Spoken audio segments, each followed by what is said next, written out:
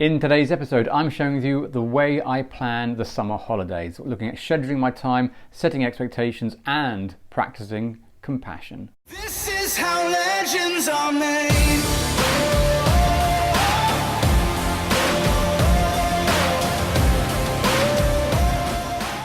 Hi guys, hope you're doing well wherever you are. This is a kind of a grey Tuesday afternoon, and it's a little bit of a episode for you. The morning has been busy. I had a client in central London at Bloomberg, which is an amazing place to go and see. Architecturally, it's amazing. And the session was good. It's interesting because whilst there wasn't a huge amount on the table to go through, we still found a few things to tweak, some things to kind of improve and consider, which is great. I mean, one of the things I say in the coaching, it's not about kind of MOTing your entire life.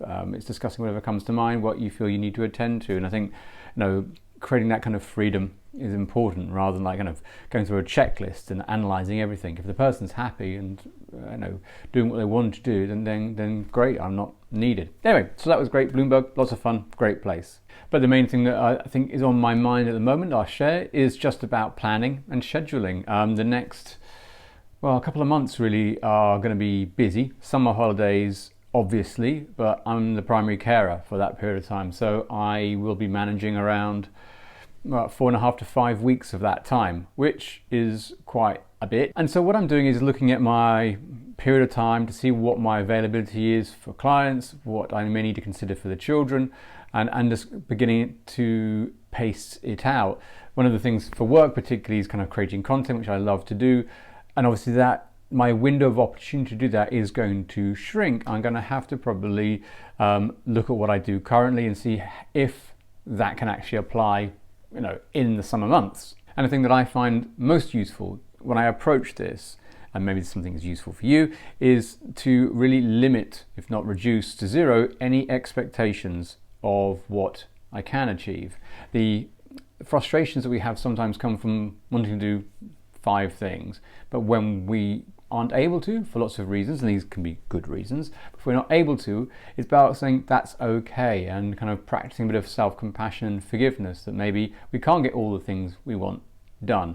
So for me, having experienced, this goes back to previous histories, when I was taking care of my kids for the very first time, when my youngest was 10 months old, I was very frustrated by trying to get some work done and tried to take care of him.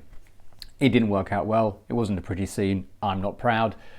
What came from that though, and I do share with everyone, was everything shifted the minute I stopped expecting to do what I wanted to do and shifted it to gratitude, or being grateful for getting anything that I wanted to get done in the day.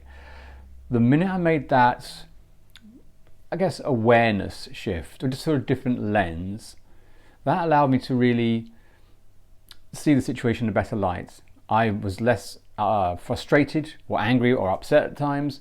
I was fully focused on my son more, and I allowed myself a bit of compassion that I couldn't always get to everything I wanted to do. And that lesson still stays with me. It's really important. It's really powerful, because to make sure we stay in a place of gratitude, to being grateful for what we do have, rather than expecting what we wish to have and it not arriving. There is one that was obviously more empowering than the other. So when I'm looking at the summer months, my goals are, I would love to achieve these things here. These are my ideals, but I maybe have to be flexible on how I'm going to achieve them. So, for example, the biggest one is doing an episode for Facebook or YouTube. And that may be more challenging because the kids are going to be around. And I may not be able to do that. So I'll have to look at saying, well, what do I want to achieve? And how can I do it in a different way? And maybe, as it comes to me, I'll just do lots of small 1-minute Instagram videos and put them up there and have something there. And then maybe on a weekend, if I have more time, I'll just grab them from the week or whatever they are and just kind of like cut them together and put them out as a single YouTube video. And for me, this is a way of making it work with the resources and the time that I have available. I think I'll go into the summer holidays really struggling to kind of get all these things done at the same time, leaving me frustrated disengaged from the kids and just basically not happy, and that would not be the best use of my time or my energy. So just to summarize, I'm looking at the summer holidays coming up, how I'm going to plan that out, how I'm going to reduce my expectations to zero, create a plan that is reasonable to achieve within my resources, and be flexible in how I achieve it, and maybe look at when in the day I achieve it. Maybe certain things will have to move around, and that for me is the best win when it comes to dealing with this, particularly if you know someone, or if you're a parent as well who will be kind of doing a lot of the childcare over the summer holidays. We can be so hard on ourselves and set high standards when we need to stop and look at reality and say, actually, it's not going to work out, and I need to be having a good time with the children, not one where it's stressed or anxious. So just a little thing that I'm doing, and how my day has been, and in that I hope you got something of benefit. So anyway, that's my final thought. So I hope you're doing all fantastically well wherever you are, and I'll catch you on the next episode.